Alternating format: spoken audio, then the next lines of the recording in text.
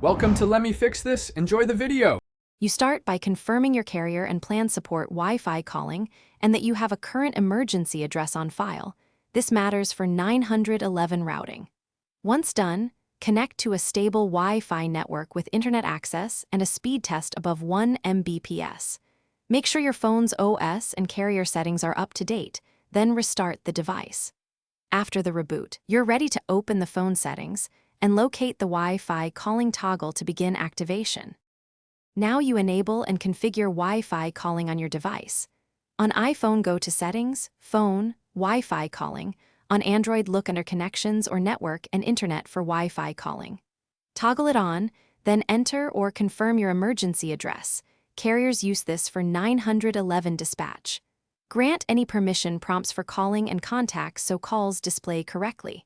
If available, set preferences to prefer Wi-Fi calling or to automatically fall back to cellular. Finish by placing a test call to verify caller ID, audio quality, and whether calls hand off correctly to cellular if you move out of Wi-Fi range. If audio is choppy or calls fail, reboot your router, try the other Wi-Fi band too. 4 versus 5 GHz, and temporarily disable VPN or strict firewall rules. These often block SIP or IMS signaling.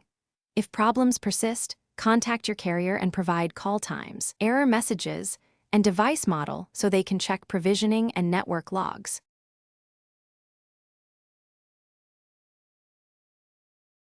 Thanks for watching. If you found this helpful, don't forget to like and subscribe.